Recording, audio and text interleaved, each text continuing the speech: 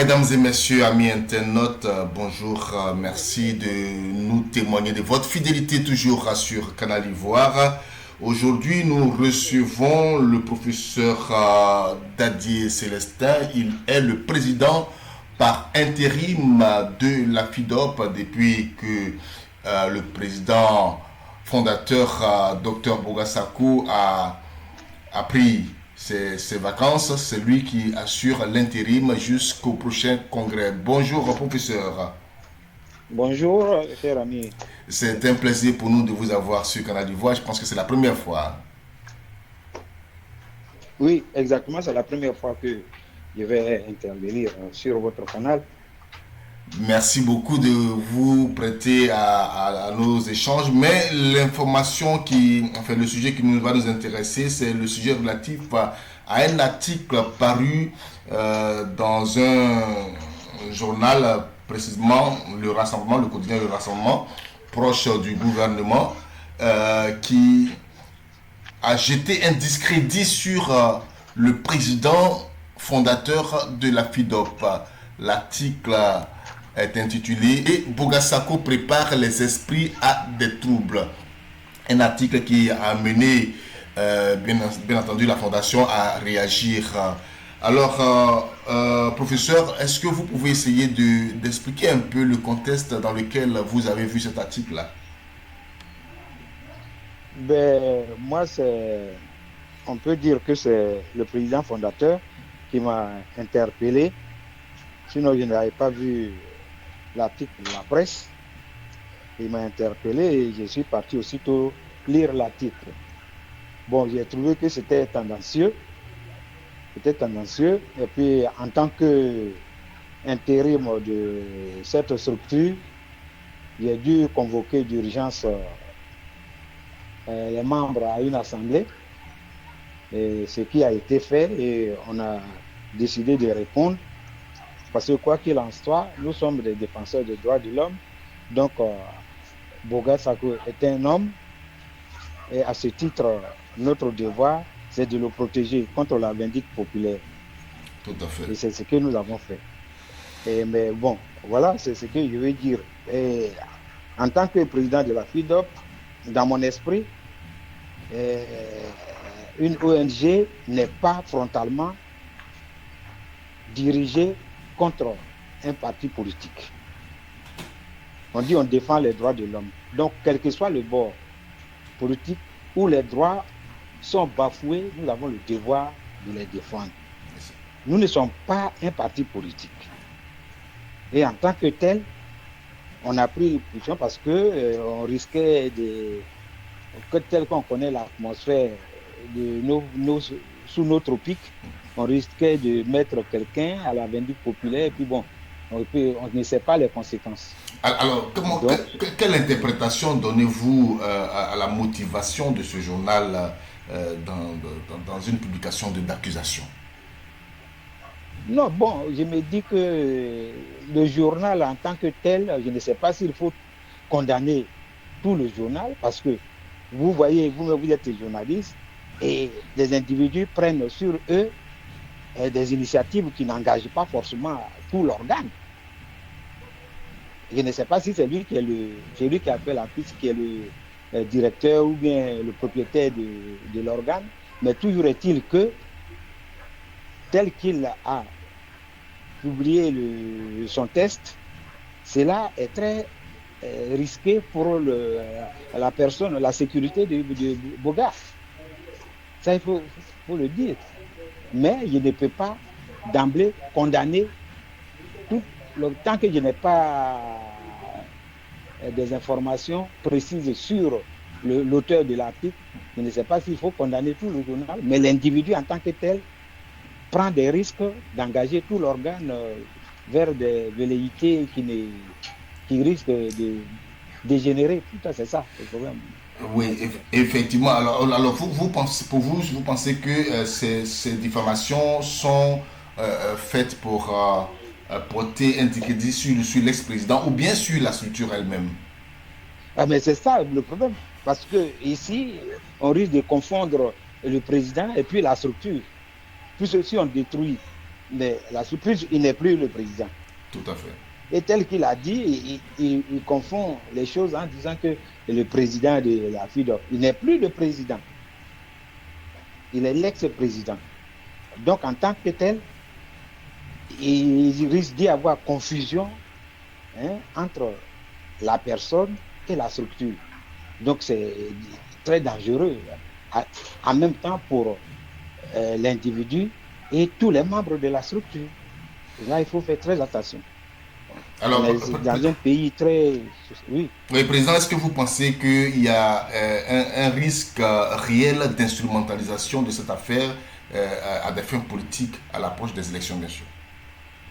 Oui, mais c'est ça, j'ai dit, l'atmosphère est velléitaire.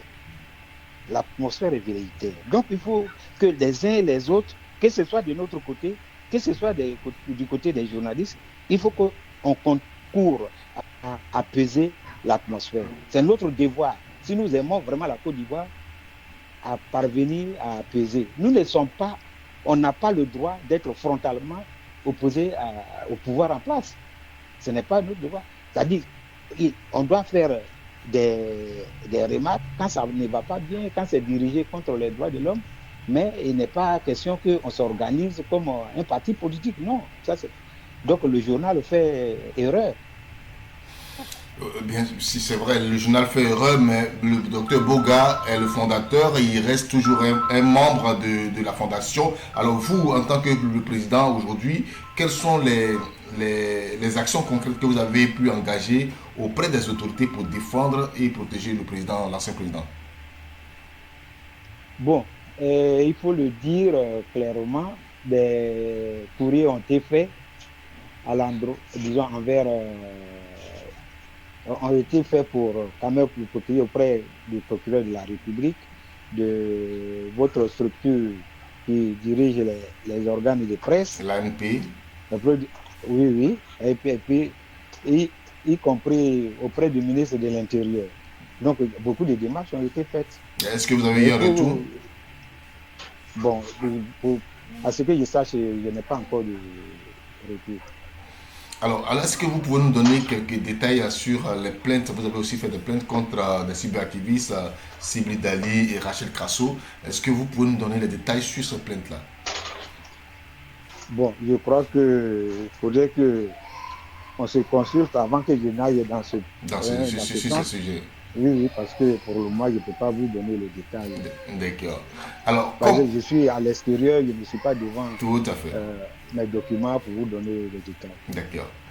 Alors, comment la FIDOP attend-elle garantir son indépendance dans sa crédibilité dans un contexte politique aussi bipolaire? Oui, mais c'est vers ça que nous devons effectivement partir. Parce que quand on voit ce que le journaliste a dit, il confond vraiment, il mélange tout. Boga Sako était un défenseur du président Gbagbo, donc il est membre soi-disant de l'opposition. Mais une ONG n'a pas de coloration politique ou bien de positionnement. C'est une ONG est avant tout définie par la neutralité pour bien faire son travail.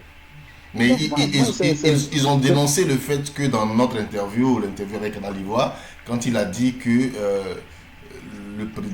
une quatrième candidature du président Alassane Ouattara serait un danger pour le climat social. Oui, mais ça, c'est une position personnelle, puisqu'on connaît quand même la personne, et c'est pas parce qu'on milite en droit de l'homme qu'on est complètement, dégagé de toute son humanité. Les individus prennent leur position suivant ce qu'ils sont, mais ça n'engage pas non plus une structure, ça engage l'individu. Et sur ce sujet, que dit la structure? On connaît bien Dr Boga. Toute la Côte d'Ivoire connaît bien Dr Boga. Donc, à un certain moment, il ne faut pas confondre des déclarations personnelles avec toute une structure. Voilà. Et si on demandait, vous qui êtes le président aujourd'hui, si on vous demandait que pensez-vous d'un éventuel quatrième candidature d'Alassane Ouattara? Mais c'est moi, je ne suis, en tant qu'individu, c'est pas moi qui détermine les, les candidatures. Je ne suis pas au Conseil constitutionnel, je ne suis pas non plus à la CIE pour que j'en parle. Non, non, non, pas du tout. Moi, personnellement, si on me demandait un quatrième mandat, si la Constitution impose, disons, autorise les individus, chacun a le droit de... Et c'est le peuple qui élit les présidents, ce n'est pas les individus en tant que tel. Tout à fait. Oui, moi, personnellement, je n'ai pas de position à donner par rapport à... Alors, dans votre communiqué aussi, on a senti que vous avez dit, bien sûr, que depuis le retour de son exil, le docteur Boga Sako est vraiment dans l'action de réconciliation et de paix. Est-ce que vous pouvez nous dire quelques actions du président qui vont dans le sens de la paix, par exemple? Oui, moi, je crois que vous êtes journaliste, hein, et puis je crois que vous avez suivi l'actualité. Tout à fait. Pendant que le ministre de la Réconciliation, Kakabe, était en poste, oui. Il a invité Dr Boga, qui l'a accompagné pour des soucis de réconciliation pour la Côte d'Ivoire, envers la diaspora. Donc voilà des actions concrètes. Et puis bon, toutes ces déclarations jusqu'à présent, moi je crois que ça va dans le sens de quelqu'un qui appelle à l'apaisement de l'atmosphère politique. Voilà. Alors, la FIDOP. Il a à Paris pour rencontrer la diaspora. Effectivement. Alors, la FIDOP voilà. Est décidée, est engagée véritablement à accompagner aussi la réconciliation. Est-ce que vous pouvez... Voilà. C'est le premier, c'est ce qu'il faut retenir. La FIDOP doit accompagner la réconciliation en Côte d'Ivoire. Parce qu'il n'est pas question d'aller frontalement contre qui que ce soit dans la République. Nous ne sommes pas des hommes politiques. Nous sommes des défenseurs des droits de l'homme. Et en tant que tel, on doit défendre tout le monde. Il n'y a pas à dire que je suis à gauche ou à droite. Non, non, non. La FIDOP doit être une ONG qui est au centre et vers qui convergent toutes les opinions. Vous, aujourd'hui, président par intérim, quelles sont les grandes priorités pour la FIDOP? Je viens de le souligner en quelque sorte. La première chose, c'est que pour qu'on s'entende avec ceux qui dirigent la Côte d'Ivoire, il faut qu'on aille dans un esprit d'appel. Parce que pour se faire écouter, il faut prêter le flanc à quelqu'un qui a le devoir de t'écouter. Mais parce qu'une fois qu'on a durci les positions, on risque de se tourner le dos, alors que telle n'est pas la posture que nous devons. Il faut adopter une posture qui permette effectivement une réconciliation entre les Ivoiriens. Tous les Ivoiriens, je dis bien sûr. Voilà.